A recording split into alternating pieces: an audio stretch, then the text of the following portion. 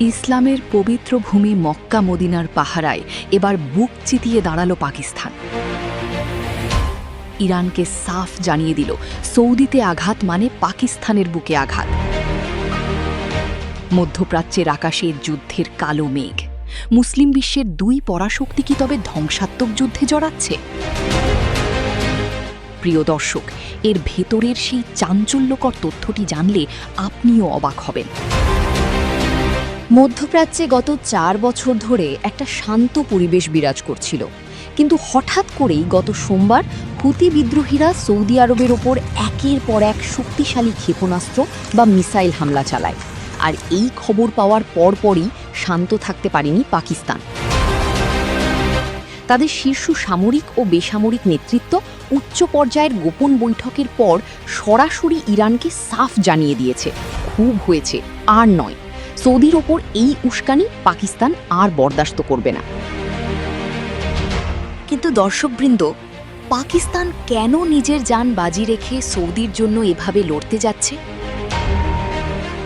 এর পেছনে রয়েছে এক অটুট ভ্রাতৃত্বের চুক্তি।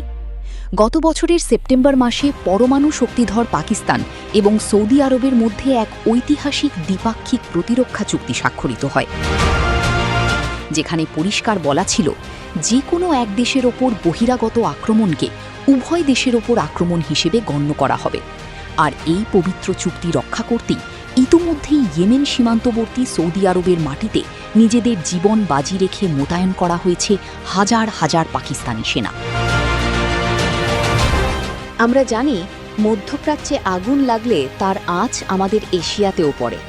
হরমুজে উত্তেজনায় জ্বালানি সরবরাহ বন্ধ হলে পাকিস্তানে জরুরি অবস্থা জারি ও ব্যবসা বন্ধ করতে হয়েছিল। নিজেদের বাঁচাতেই এবং মুসলিম উম্মার অর্থনীতি রক্ষায় গত মাসেই আমেরিকা ইরানের মধ্যস্থতায় পাকিস্তান নিজের সবটুকু ঢেলে দিয়েছিল। তারা কোনো যুদ্ধ বা রক্তপাত চায় না, কিন্তু যখনই মক্কা মদিনার দেশের ওপর আঘাত আসবে, পাকিস্তান তখন আর কোনো হিসাব নিকাশ করবে না।